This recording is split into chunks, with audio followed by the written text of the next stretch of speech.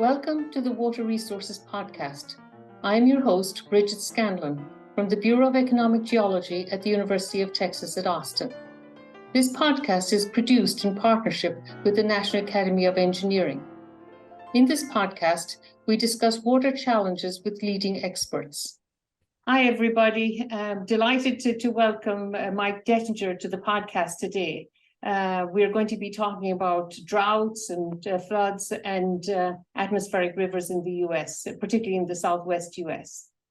Mike is a senior research scientist at Scripps Institute of Oceanography in the Center for Western Weather and Water Extremes.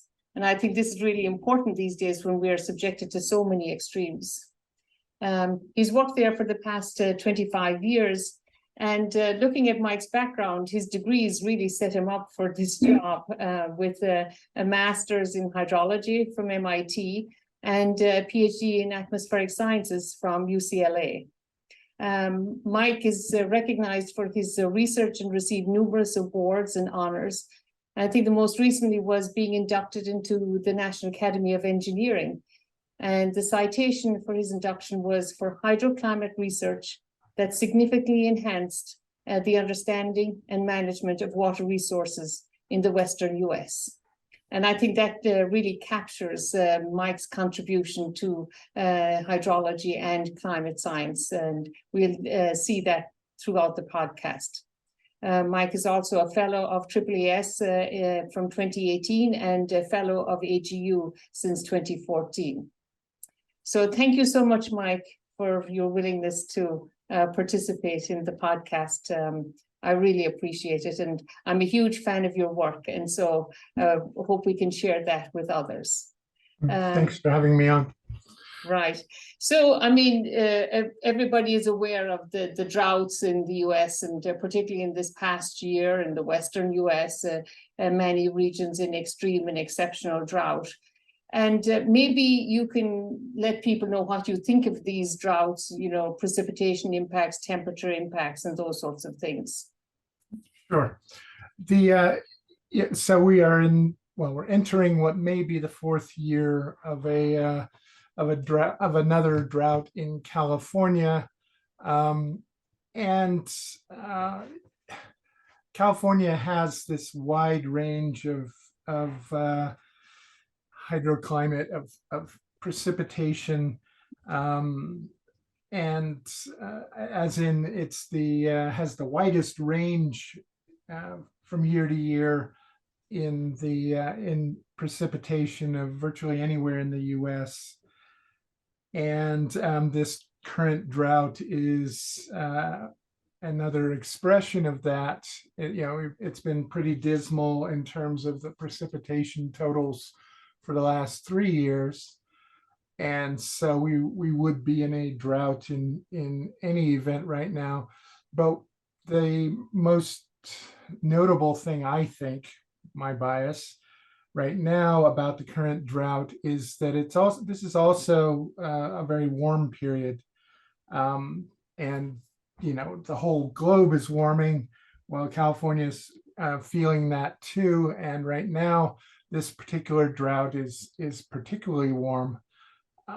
And what that does is it increases the what we tend to call the thirstiness of the atmosphere over California to a great extent, so that for every drop of precipitation that falls from the sky, more of that water tends to get sucked back up into the atmosphere before it shows up in our reservoirs and in our plants and things like that, such that it's been warm enough that not this past summer, but the summer before, the what we call the evaporative demand, that's what I mean by thirstiness of the atmosphere, was the largest it's been as in the time period where we've really got records of that. It's the very thirstiest summer and full water year that we've had back to more or less the beginning of the satellite era, which is about 1980. So over the last 40 some odd years, last again summer, the summer before was the warmest. This past summer was right up there next to it in terms of how thirsty the atmosphere's been. And this is, well, our most recent drought was in the 2012 to 2015 period, and that was yet another really warm drought. These days, it's hard to find the years when the temperatures aren't right up there in the top 10, and historically. And that one was, also a very thirsty drought. By contrast, if I look back to something like 1987, the drought in 1987, or a really big historical drought in California of 1977, we had very little precipitation, as little as we're seeing now back in those couple of years. But the thirstiness and temperature and thirstiness was way down. And so we really are seeing droughts that are as bad as we've seen in the whole record back 120 plus years now, if you're counting just how much of a precipitation deficit we're experiencing. But added on top of that is this extra evaporative demand that just turns what little precipitation we get during these periods into evaporation, more or less right back up into the atmosphere. So we get very little benefit from even the little bit of precipitation that we're getting. So, I mean, it seems like we always focus on the rainfall amounts and things like that, but really, I think more and more now we're starting to recognize that temperature is a big factor in the how bad the droughts are. And so it seems like California has hardly gotten a break. I mean, 2012 to 2016, 17, it broke, and then you only had a couple of years of wet, and then you're back in drought again, around 2000. So some people are calling these like mega droughts. I mean, Colorado River Basin, those reservoirs down in the dirt, So it's really widespread and just continuous almost since about 2000, right? Right. California does have this wide range of precipitation. I mean, it's really not all that uncommon to have years where you get almost twice as much as normal precipitation in California. And we get other years where we get down to 60% of normal and that sort of thing. Whereas in most of the rest of the country, or virtually the rest of the country, that range of swings is much smaller.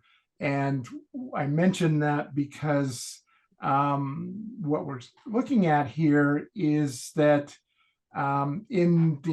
as you move further into the interior west and over to the Colorado River Basin, as you say, they've been more or less in drought with just a couple of a little bit of relief once in a while for the past 22 or more years. And that is, I don't think you can live and work in that area without really feeling like this is more or less one drought that's lasted 20 plus years. In California, as I said earlier, we've got this wide range of precipitation that just happens naturally here in California. And so in California, I know there are a lot of people who feel that we've been more or less in a drought period since around 2000. But in California, because even our droughts are sort of set onto this background of really wild highs and lows of precipitation. We have had years like 2017 that was, by some measures, the wettest year on record. Smack in the middle of the recent droughts. And so, here it's a little bit harder to say, oh, well, it's been a continuous drought all that time.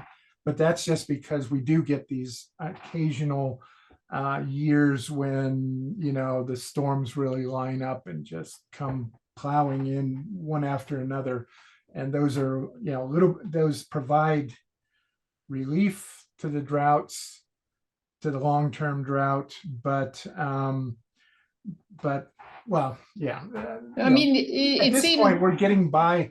The only way we're getting by is if we're lucky enough to have one of these major wet years show up. In the interior, in the Colorado River Basin, they're not even getting that much of that. So they really are tanking. So it's really challenging for water resource managers. I mean, 1 year of drought, they could probably readily accommodate, but multiple years of drought, then it becomes more problematic and more difficult for them to manage. And then, the wet years, then so we either have too much water or no water. And so really storing water then becomes one of the approaches to manage those temporal disconnects. But one of the things, when we're in a drought, we think we'll never get out of it. And when we're in a wet period, we think we'll never be in a drought again. I think some of that is kind of a biased view that we have, when the soil is dry and we think that the rain is coming from the soil and impacting the rainfall. But maybe we should be looking at more larger scale things. I think from your atmospheric, knowledge and stuff, that we shouldn't be constrained to thinking about basins and aquifers and things. Yeah, especially on the West Coast, California, Washington, Oregon. Our precipitation comes essentially entirely from storms that form and blow ashore from over the North Pacific. It's virtually entirely that. And if there's enough water around to evaporate back up into the atmosphere and the like, it's number one, a relatively small addition to these storms that blow off the Pacific. They've had 8,000 miles to get as much water as they would ever want or need as they come across the North Pacific at us. And then as you move inland, you are still carrying most of that water that came from the North Pacific.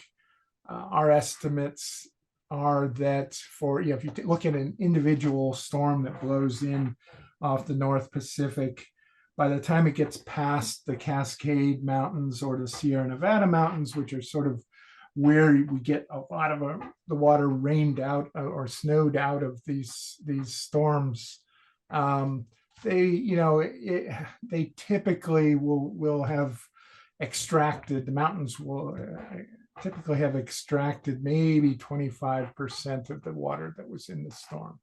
And so now whatever evaporation you might have, from California or Oregon and the like, is typically a relatively small addition to that off the Pacific Ocean, and it continues to get rained out as you go further and further inland. And so the air and the storms have finally done a lot of drying out about the time that they get to into the Midwest, to the Great Plains and places like that. And there you start to see places where this feedback or local recycling of water, where the evaporation from the land surface and vegetation and the like actually can start to dictate where and how much precipitation you get. Mm-hmm. But over here on the West Coast, we're really at the mercy of what's happening over the ocean, over the Pacific Ocean. So. You have done a lot of work, analyzing these droughts and wet and dry climate cycles, and you've written, I really enjoyed your paper in 2013 on drought busters, So maybe you can describe, what typically breaks these droughts and what happens and how our understanding of those systems has evolved. Right. On the so on the West Coast states, specifically, we get, well, almost by definition, we get as many droughts as any place else. And when I say by definition, I mean, because we define a drought in terms of what we expect locally, and how much less than that you have to get locally before you call it a drought. So we get the same number.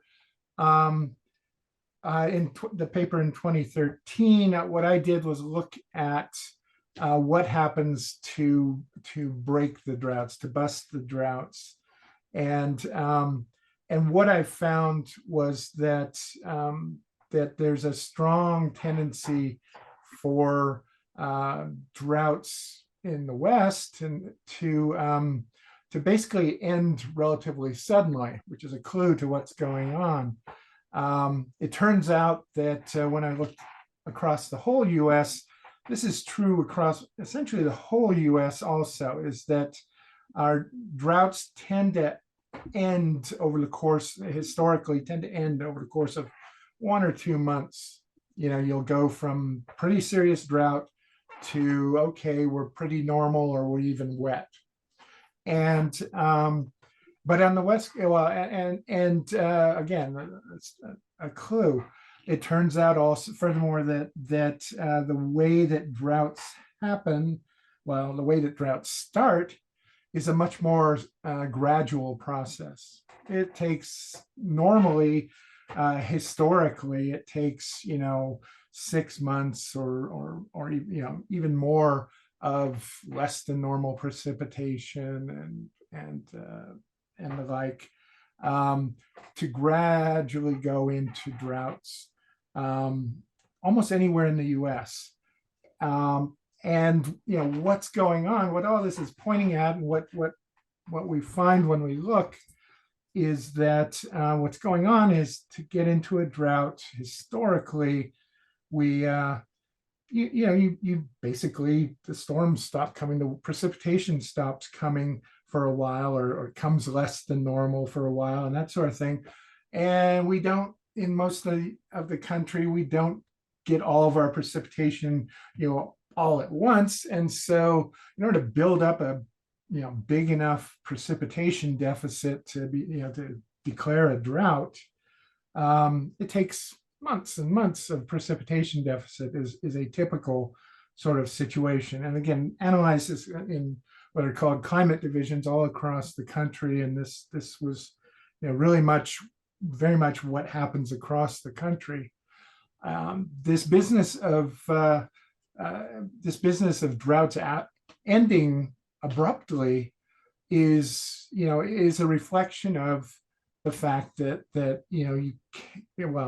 while your overall precipitation can is sort of spread out, and you have to sustain a lack of precipitation in any given month is typically not enough to throw you into a drought.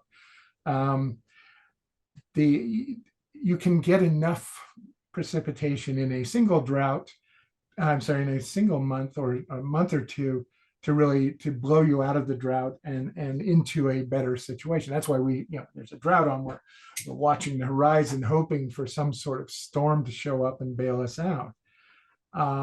In California and on the West Coast, that's particularly true because we do get really whoppers, really huge storms sometimes, and they are enough to turn everything around really quickly. I think the biggest example of that I saw was looking at the time series for the US Drought Monitor for California. Right. And it seemed like in January 2017, from one day to the next, the drought ended. All phases of drought, extreme, exceptional, and everything gone. And that was amazing. Yeah, the Drought Monitor is based on all different kinds of observations and reports of how much precipitation has fallen, how dry the soils are, So if you go down the list, there's almost anything you can think about in terms of what a drought, how you would recognize a drought gets literally gets tossed into the mix, because the drought monitor reflects a lot of data, but it also is based on the opinions of a lot of experts in each little part of the country. There are phone calls going on every week, literally, of the experts to decide, well, how far should we say the drought has extended at this point? And yeah, in a year like in a winter like 2017, well, I mentioned earlier that our previous big drought was in 2012 to 2015. That was a real nasty drought, real deep in terms of precipitation deficits and in terms of surpluses of these evaporative demands that we both the demand side and supply side and the demand side were pulling us into drought and holding us there. In 2016, we had in California, we had a relatively normal precipitation year, but these days, especially when you're in a drought, a normal precipitation year just sort of keeps you where you are in the drought. It really does relatively little to bail you out. And so we entered 2017, and it was a dry-ish fall, and so it really was. We were, well, heck, some of my colleagues and I, hurried up at that point for a variety of reasons, and published a little paper about, okay, how are we going to define what we call snow droughts? Because it was, it's like, okay, we're still in this drought. It's time, when you're in a drought, you research and publish about droughts. And it came out in like in the January issue of the EOS that the American Geophysical Union publishes. And by the time it came out, we had the first of these major storms that we call atmospheric rivers show up. First one in a long time. And as you say, everyone was like, oh, wow, the drought's gone. That's always a dangerous thing, because it's real easy to fall back into droughts.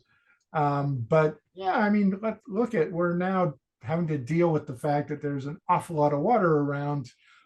Too much water is starting to be the problem.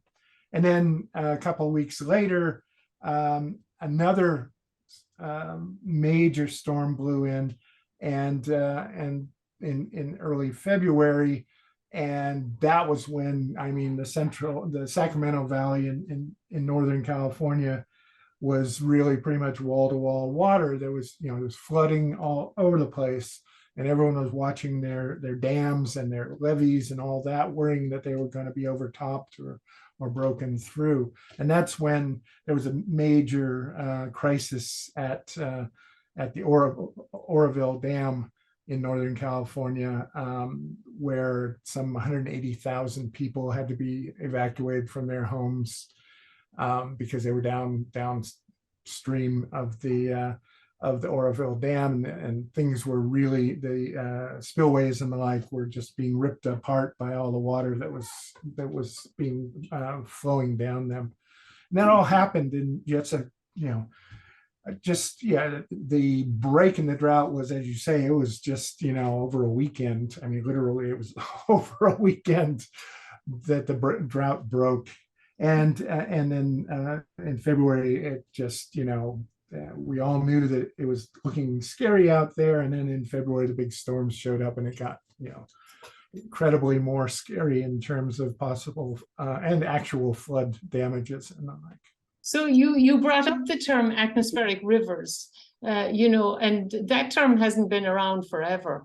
When did you guys start to understand what atmospheric rivers were and their impact on droughts and stuff? Or yeah, atmospheric rivers are really, I'm biased, but they're one of the most exciting things going on in the arena of meteorology on virtually a global scale, and in many parts of the world, in terms of hydrology. And what an atmosphere, well, I should say, what an atmospheric river is it turns out that something on the order of 90% of all the water vapor that moves around in the atmosphere outside of the tropics, something like 90% of that vapor movement occurs in long narrow bands of really intense water vapor transport. So basically, you want to picture this as a big fire hose in the sky. And there are, half a dozen to, well, on the winter side of the equator, depending on what time of year, what the month of the year is, on the winter side of the equator, you'll have something on the order of 6 to 8 of these fire hoses moving water around with relatively little movement of water vapor in between them. And they're sort of distributed around the globe. And they're there, there are always about 6 to 8 of them on the winter side, and more like 4-ish on the summer side of the globe. And they don't stay in the same place. They're always moving around. Basically, they're always sort of moving from west to east, around and around the globe. And they will they'll kind of start to form someplace, and then they'll get more intense, and then they'll start to erode or break down, and they'll get weaker and weaker until they basically stop being something you would consider what we call an atmospheric river. Atmospheric river because they really are intense. They are rivers of water vapor, and they are typically on the order of 500 to 1,000 kilometers across. But we don't even begin to consider them an atmospheric river unless they're at least 2,000 to 4,000 kilometers long, and some of them get to be like 10,000 kilometers long, that will hit the west coast of the U.S. And if you have a 10,000 kilometer long river pointed at the west coast of the U.S., the beginning end of it is clear over by Japan or something. So they're coming clear across the whole North Pacific to smash into the west coast. And so we have these big, important, in terms of the global water cycle, things out there. And you would think that we would have known about them forever. But it turns out that nobody was paying that much attention to them, or even in some ways knew that they existed until 1998. I mean, there are a few things in science where you can point at a particular year and say, bam, that's when we figured it out. And in 1998, 3 different really important discoveries basically were made. And they were disconnected. They were not connected. Independent people working in different places discovered different things that, once you took them all together, came together to our understanding of, these atmospheric rivers are a big deal, and they're what we should be paying attention to. So what went on in 1998, a couple of researchers at MIT, Zhu and Newell, we're looking at a long sequence of weather model based forecasts of weather around the world, or global weather forecasts, weather as opposed to climate weather forecasts. They just accumulated a whole bunch of weather forecasts and looked at them to really try and understand, among other things, what the water cycle, how it kind of worked in this weather forecast model. These forecasts are a major component to the weather forecasts that you see on TV every night, that sort of thing. But for the most part, people focused on each forecast in isolation. So, okay, what's it telling us is going to happen tomorrow and the next day and so on. But Zhu and Newell got a bunch of them, and we're looking at them in considerable detail over the long haul. And what they figured out, and also at a global scale. They weren't just looking at, what's going to happen in San Francisco tomorrow.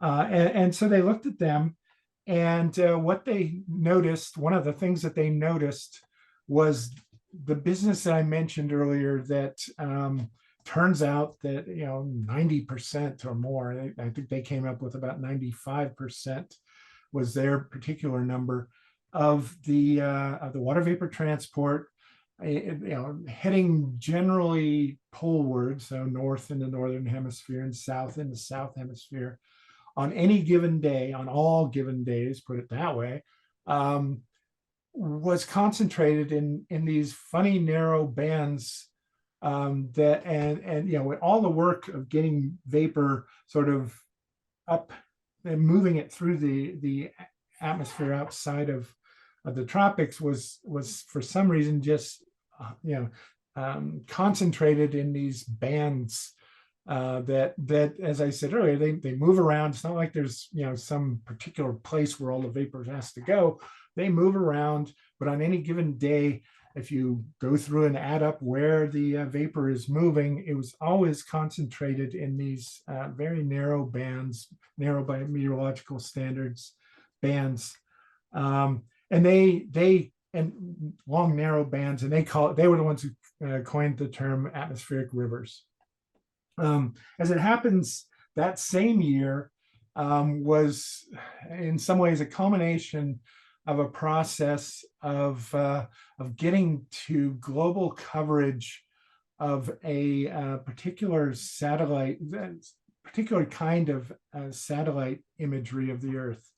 It's based on microwaves, and you might want to think of in terms of radar, but it's based on measuring microwaves coming towards this from the surface up into space, and one of the things that you can measure with this microwave imagery is the total amount of water vapor in the atmosphere from space where the satellite is all the way down to the surface. And so they get back a number that is, there's 5 centimeters of water vapor if you took all the water vapor in the atmosphere below this satellite at this moment and condensed it down.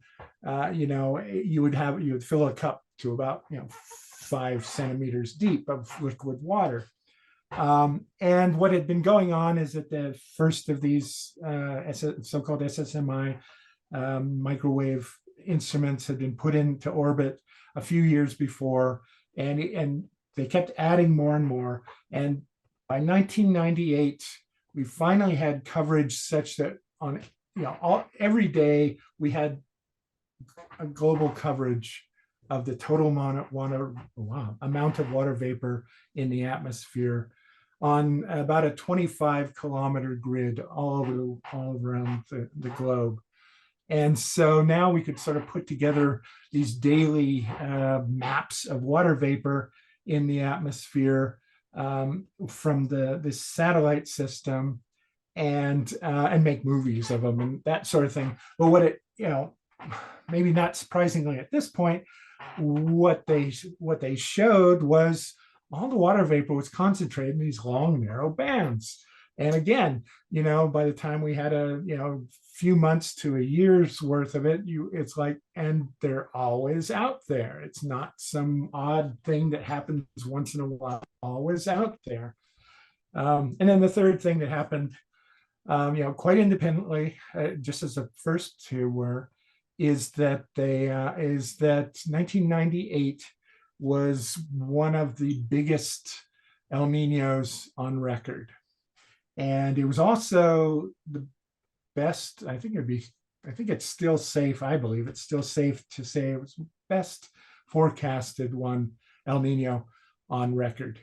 By 1998, by 1997, we had a pretty darn good understanding of what to look for and how to predict whether or not there was a big El Nino coming. And so by the summer of 1997, by the summer of 1997, it was very clear that there was an El Nino coming, and that it looked like it was going to be a huge one, a very strong El Nino. So you had warm like water down the tropics. Yeah, you had like a 6-month period, then a 6-month forecast. Yeah, that's amazing. And we're not used to having that sort of thing, quite frankly.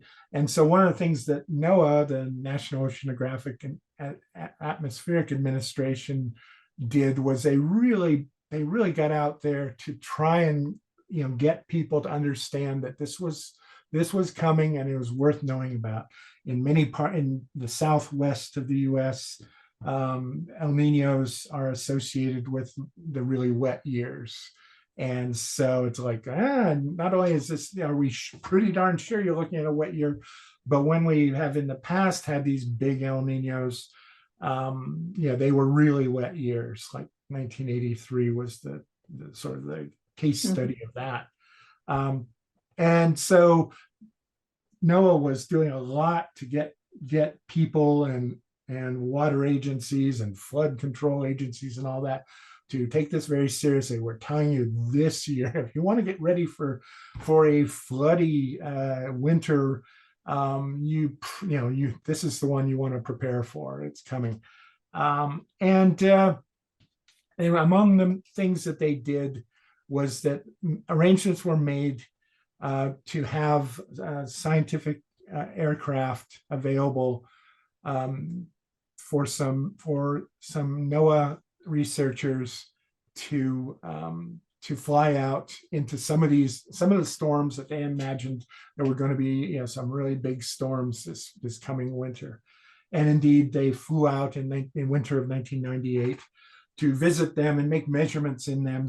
You want to think of this sort of like the hurricane hunters that we hear about every summer, where they fly out and through the storms and make measurements, and that helps to really get a handle on how bad the storm is and where it's likely to go and that sort of thing. Well, they flew on out and just to really what's going on in these major Pacific storms as they approach the West Coast.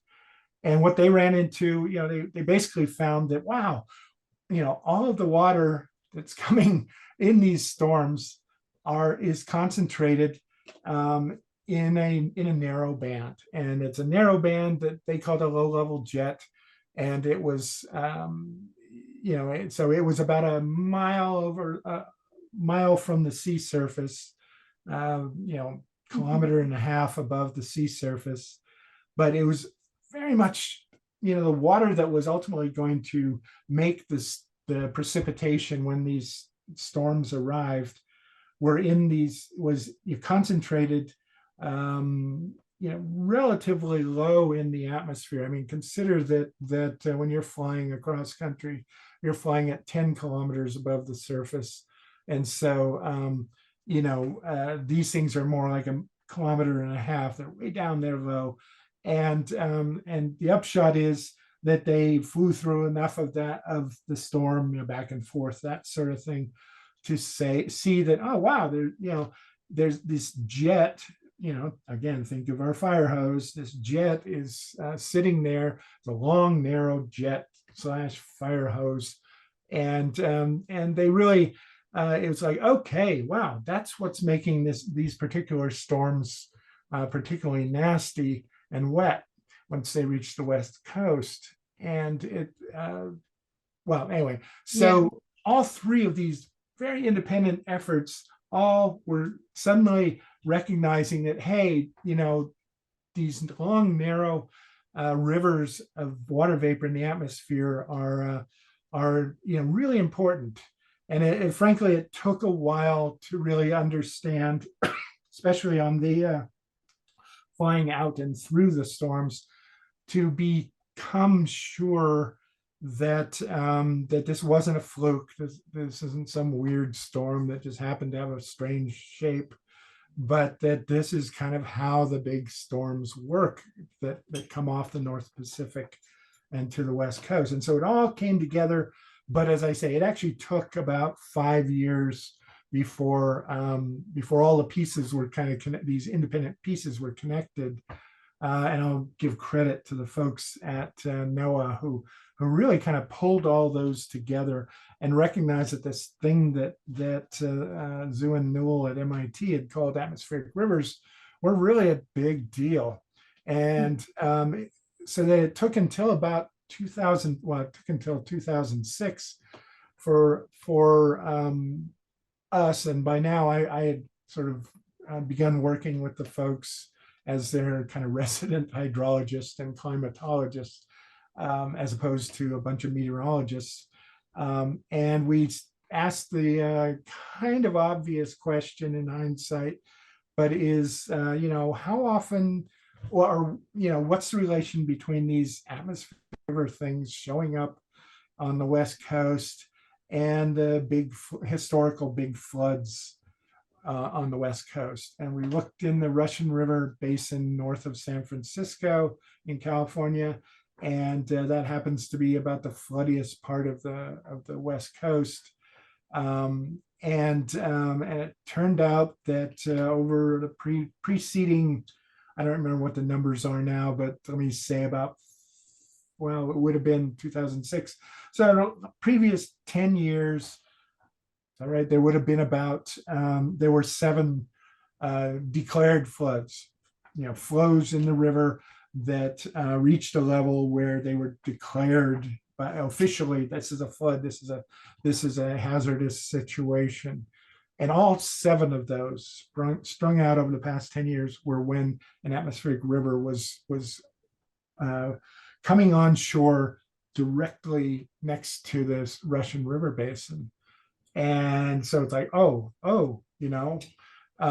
it took us a while after that to sort of put together the stories, the time series and the like, to be able to go further than just 10 years.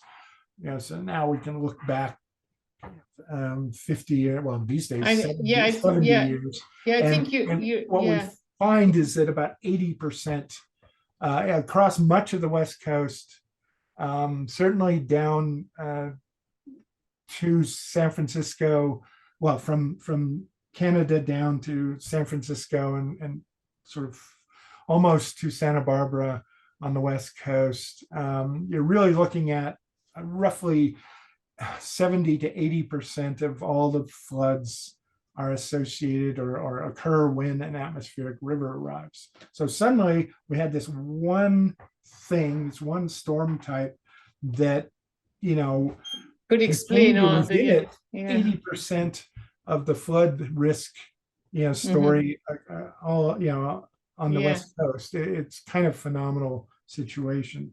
I think, I mean, that's amazing that all of those things came together. So the MIT folks with the modeling and analyzing the long term and more detailed, and then the satellite data providing the global coverage of the integrated vapor transport so that you could map and you could see these atmospheric rivers.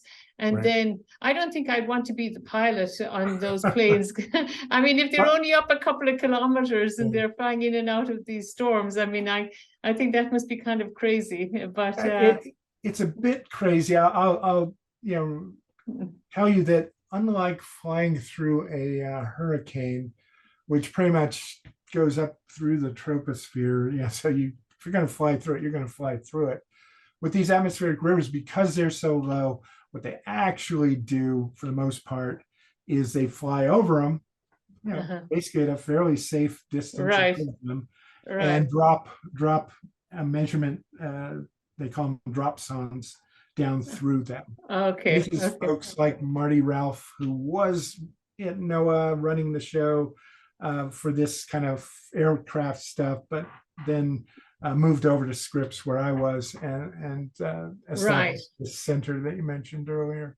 So I guess, you call them atmospheric rivers, and I think some people say average, maybe the flow of one of these one of these atmospheric rivers is similar to the Mississippi, at the mouth of the Mississippi. But then when you have a strong one, it seems like they could be 7 to 15 times the flow at the mouth of the Mississippi. Yeah, they are, well, they're closer to, sort of your average one is closer to 5 or 10. And the big ones, when you've got a really strong one, you're looking at 20 and more times the flow of the Mississippi, 5 or 10 times the amount of water that flows out of the Amazon. These are vast amounts of water, especially when you, for us working in the Western US, when you consider that we're really kind of living in a relatively dry area. That's a lot of water. Right. And so I guess then they hit the mountains, and then it move up, and then the water vapor condenses, and you get major rainfalls or snowfall or whatever, depending on the time. That's right. Yeah, just like again, back to the fire hose. Spraying the fire hose, it hits the front of the mountains, and just gets squirts up, up into, gets lifted up by the mountain ranges themselves, and the air cools, and the water condenses out of the air, and you get these really large amounts of precipitation, and especially from the big ones, the ones that are carrying the most vapor. Right. I should say that so prior to 1998, prior to about 2003 or 4 for that matter, we were aware that these things existed, that some of these things existed. It'd be hard to miss something that causes major floods, but basically we knew them as Pineapple Express storms. And the Pineapple Express is a cute way of saying that they on satellite images and the like, that you see this line of clouds that extends from roughly Hawaii area all the way up, and more the classic Pineapple Express is really a straight line that goes from over there by Hawaii all the way up and runs into the West Coast. And we were aware of that, but what the trick was, and in fact, I was studying these Pineapple Expresses, trying to understand a little bit about why they happened when they happened, and that sort of thing, how often they happened. But turns out that a Pineapple Express is just one version, one particular form of these atmospheric rivers, which there are lots more of them out there, in all different configurations. That means coming from the north down in some bizarre cases, coming straight across the Pacific, and wiggle, they'll kind of bend as they come in. So all different shapes and sizes. Right. The pineapple, and as long as I was looking at the Pineapple Expresses, I probably wasn't going to get there, because it's like pulling, a particular handful of coins out of a jar, and trying to make sense of the situation, when actually those coins are just a few out of 100 in the jar. Once we started looking at the atmospheric rivers, we were looking at the whole range of things that goes on, and the story starts to fall together. So that's where you get this 80% business, is suddenly you start to say, hey, wait a minute. Right. And your analysis of the rainfall in the West Coast, you indicate that maybe 30% of the rainfall in the south, and then up to 50% or whatever as you go further north along the coast towards Washington and stuff, could be attributed to atmospheric rivers. And then your drought busting paper, you said, about similar percentages of the droughts were ended with these atmospheric rivers. I mean, so that gives us an idea. I mean, this concentrated rainfall over short time periods then accounts for a lot of the rainfall in these areas. That's right. And the trick is, 30 to 50, oh, well, that's nowhere near as impressive as 80%, that sort of thing. But the trick is that that these atmospheric rivers, in California, on an average year, we might get a dozen of them total, and only four of them maybe might be 4 or 5 of them might be strong ones that you would really drop a lot of water and have the potential to cause floods and the like. So in 4 or 5 days in the year, they do all this work of giving us 30% or 50% of the total precipitation. And then, the trick with the droughts was to figure out in which months the droughts broke. When did the droughts end? And then go in and, I went in and looked at the daily weather and the daily precipitation and the daily stream flows in that month to figure out when exactly the storm that changed everything showed up, or the flows, depending on how you were measuring your drought. And then you turn around and say, okay, so what was going on these days here where the drought turned around and broke? And that, when you do that, you find, oh crud,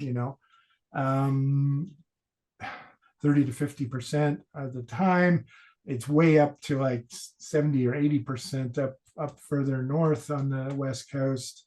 Our droughts end with the arrival of 1 or 2 atmospheric rivers in rapid succession that dump a bunch of precipitation. And so, with floods, we now have this, boy, man, we know exactly what to look at. If we knew what was going to happen in terms of atmospheric rivers, we would know 80% of the time whether we were facing whether a flood would arrive. It's not quite that good, but we now know what to look for in terms of the endings of droughts. And I got to tell you, when you're in a drought and you're a hydroclimatologist, the question that you hear a billion times, a week is, when's this drought going to end? Is it going to end this year? We're getting it now. We're in the fourth. We're entering what could be the 4th year of this current drought in California, and the question on everyone's lips is, are we going to get out of the drought this year? Is it going to turn around this year? And at least now we know what to look for. So these atmospheric rivers have been really important to us. So I think, your 2013 paper, you said even if it's just 30% of the droughts end with atmospheric rivers, it seemed like all of the major droughts, like 76, 77, 87 to 92, all of these ended with atmospheric rivers and strong atmospheric rivers, because that's what you needed to end the drought. You had to have a strong atmospheric river or family of them to end those big droughts. As a climate and water scientist, you'll appreciate the fact that you would sell your soul for sample size, which is to say, you need a lot of cases to look at to really begin to understand how important or how reliable something is in sort of the earth sciences. And so with that drought buster analysis that I did, I was very relaxed about what I would consider to be a drought, a serious drought. And in order to get my sample size, my number of cases that I was looking at, up to roughly 20, over the past, at that point, 60 years, and so when you get more strict about it, and say, no, I want things that everyone would have agreed were droughts, that everyone was in a panic over, then, as you say, it really does for us in California, and as well as up the whole coast, our major droughts end with the arrival of atmospheric rivers, and rarely any other way. And So, so I think that makes it extremely challenging for water resource managers then. But it seems like you guys are making some headway working with the managers and trying to adapt to these extremes, either no water or too much water. Can you describe a little bit about this FIRO program, Forecast Informed Reservoir Operations? Sure. The good thing is once you figure out that there is a particular, I'll say, to be a little specific, there's a particular version or a particular storm type that is what you need to concentrate on in order to deal with 80+% of the floods, if flood protection is your goal. It changes the whole game of forecasting. You know what to look for. If you're strictly looking at how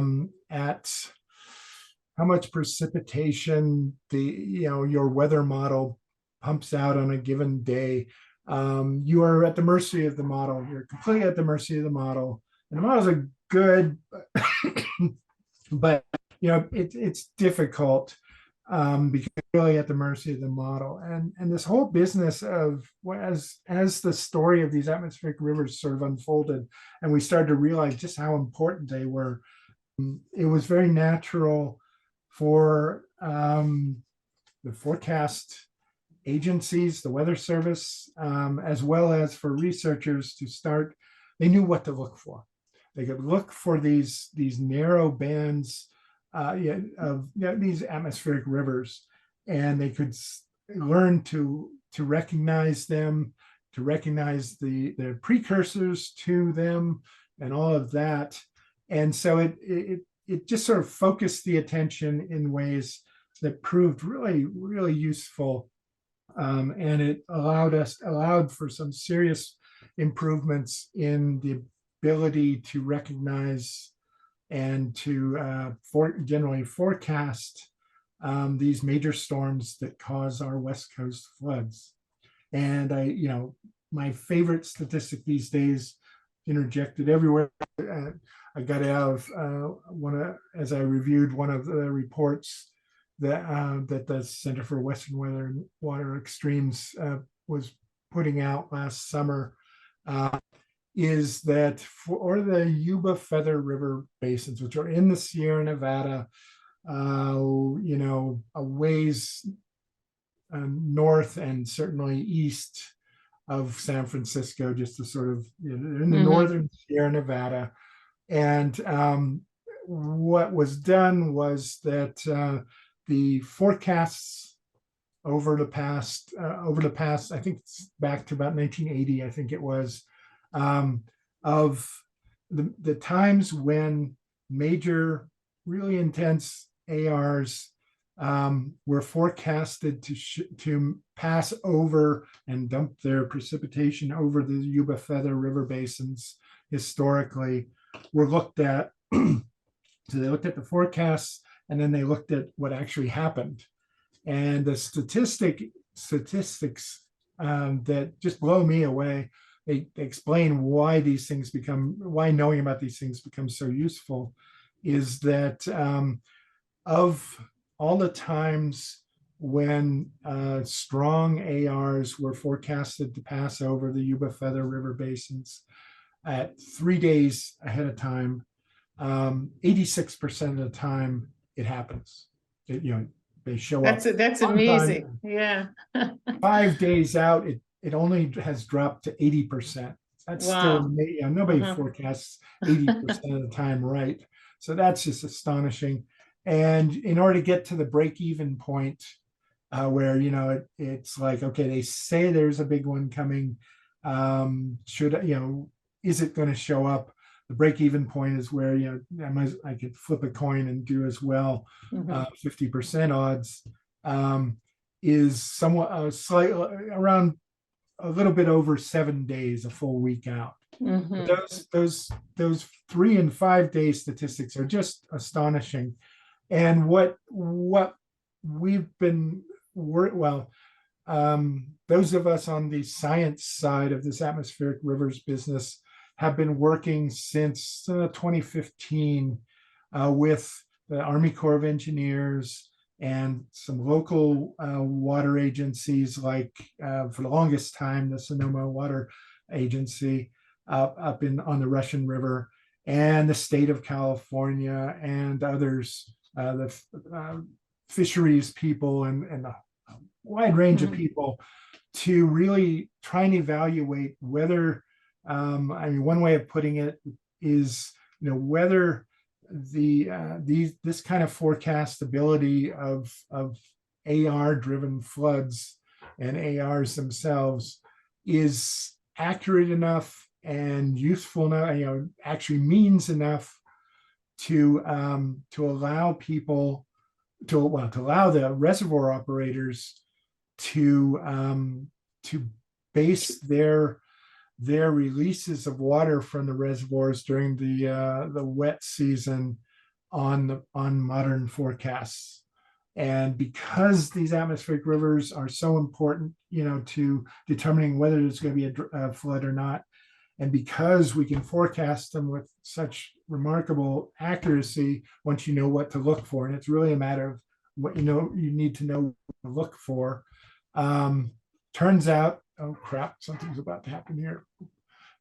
Sorry, there was a call coming in on my thing. But anyway, it turns out that indeed on the Russian River Basin now for Lake Mendocino, we've gotten to a point where we've been operating that reservoir. Actually, the Corps of Engineers has been operating that reservoir for the past several years on a basis of modern forecasts. Forecasts have been used by operators, by the folks who turn the switches to allow water in or out of the reservoirs, for a long time, but they've always more or less had to do it on kind of the down low. It was in principle, it was virtually against the rules. Flood control reservoirs typically have set a very specific set of rules that's established for all intents and purposes by an act of Congress. I mean, it's virtually that sort of thing that establishes exactly how they're operated. And the normal way for nearly all flood control reservoirs around the country is what is called a rule curve, but basically it amounts to, during the season when you are at risk of floods, in California, it's in the winter wet season, because during the summer we don't really get storms, and so typically we don't have floods in the summer. The reservoir operators are required to keep a lot of open space in the reservoir. Below the top of the reservoir, they have to keep a lot of space to catch any floods that happen to come on down, so that it doesn't just blow over the dam and flood people downstream. And so during the winter, once you get to that flood control level, any additional water that comes in, you have to let out. You have to hold it down to there. And so if a big storm shows up, you end up with encroaching is the term for it, into this flood control space. There's water in it now, oftentimes a lot of water, and they have to just let that water go. The catch is that later in the year, you really wish that water was there, that you could have kept that water safely, because you're going to need it for irrigation and for community water supplies and for fisheries and everything else. And so there's always been this tension between keeping the reservoir water levels down so they can have room to catch flood flows, versus keeping them full so that come summer, boy, you've got the water there when you want it and need it. FIRO, this forecast informed reservoir operations, is largely the trick with it, and I hesitate to use the term trick, but sort of the strategy that way down deep underlies it is that same imperatives. You still don't really you want to have space to capture flood flows so they don't do damage downstream. But the game becomes that with modern forecasts, weather forecasts and flood forecasts for that matter, we can do it, well, especially in a place that has atmospheric rivers so far, because they allow us to recognize way out on the other side of the, over by Japan, we can see, oh, there's an atmospheric river forming, time to get nervous. The game becomes one of, okay, so if we get a storm in and the water levels rise above that flood control line, should we, do we let it out? Well, under current management methods, in most reservoirs, there's no question, you let it out. But with FERO, what we're doing, one way of viewing it is that we're saying, wait, before you let it out, let's, if we're at risk in the near term of another storm showing up and now overtopping, flood flows overtopping the dam or something like that. And it turns out that it's actually easier, more accurate to forecast when the North Pacific is largely devoid of these atmospheric rivers, so that they're not coming your way.